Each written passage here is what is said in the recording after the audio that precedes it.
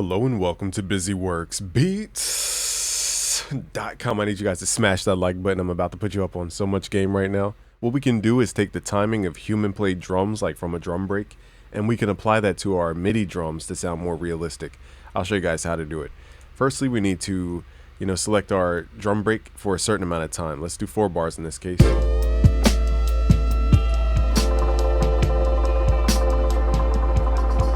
Okay, so the drums are really thin and I want them to be like samples that I would actually use. Let's take this whole area here, let's highlight this. And what we want to do is highlight it up top. So let's hit Control, left click to highlight. So I want the first 4 bars in this case. We need to re-render the drum break to this new BPM because we need to insert time information. Without boring you guys to tears, when you make sample beats, you usually time stretch stuff and make stuff fit the BPM. So once you're done doing that, you need to re-render to embed the new BPM over top of the sample, or else it will load in the next step incorrectly. Anyhow, we're going to right click, consolidate this track from time selection, and then just hit OK. Now from here, we have a new file. So I've saved time, it's already here. So here's the new file up top. Now on this new file, we need to double click, right click, and edit and slice. Okay, the reason we're using slice is because it will create time markers on the sample for us.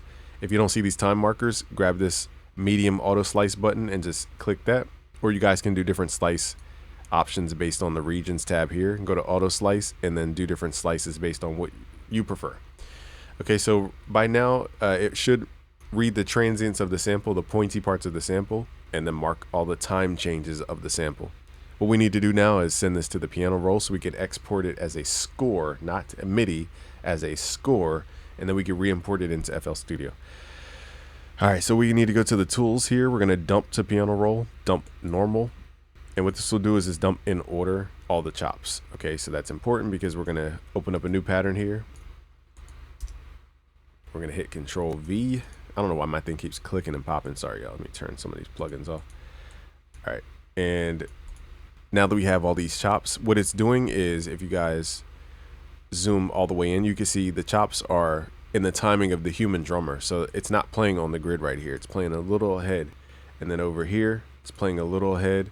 Same with over here. So we're going to export all these little time differences that are subtly off the grid. We're going to export these. Let's go to the top left to piano roll options. And here we want to go to File, Save Score As, not MIDI. Save a score as. Okay, and then we're going to save this to our desktop. Let's just call it like test score. Hit save, and now we want to go to our drums in our our channel rack. So here are my drums I want to add to the beat.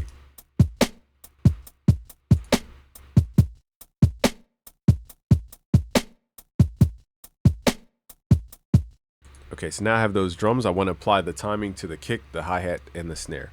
Let's right click, let's send the hi-hat to the piano roll. We're gonna hit Alt Q. Okay, this pulls up the quantizer that has a template. We're gonna go to Groove Template and we're gonna select Groove Template. And here we can load up those, the score file. Let's go to our desktop or wherever you save that score file. Let's load that up. And you'll see the red lines are now different depending on the slicing of that score file. So now I can quantize more or less to the actual, you can see this note here moving around, that last note. So that's determining, do I want to quantize all of the notes, some of the note? Think of this like a blend knob. How much quantization do you want on each note? The sensitivity. And the start time is just, do you want to quantize the beginning of the notes to the timing of whatever your thing is? So now the hi-hats will be more in line with the drum break. That was a little rushed sounding. So it's rushed just like the sample was. And now let's turn off the drum break. Let's hear our drums. And we're gonna do the same thing with our kick. Hit Alt Q. It's already preloaded the score file. And then we could pull some of the sensitivity back or do whatever you guys want. You can see the notes moving around in small increments if you turn up the start time. So that's how you can. Let's apply it to all the drums here. So now it will have the timing as if we're playing on the drum break.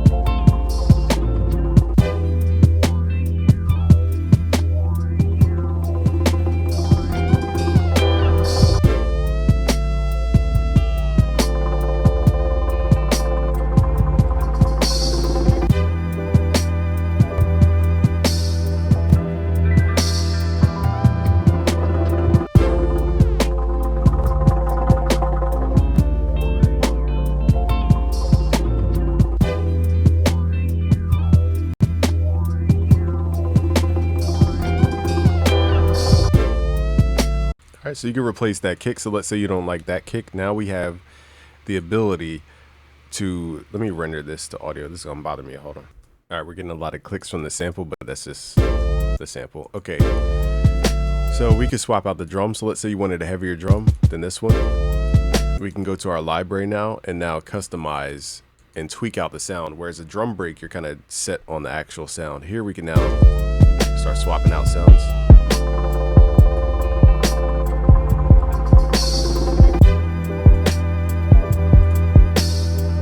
And we still have that same timing. And we can even hit Control Z.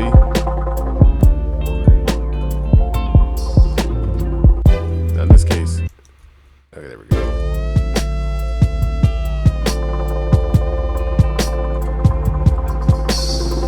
Alright, so I'm not going to make this video super long.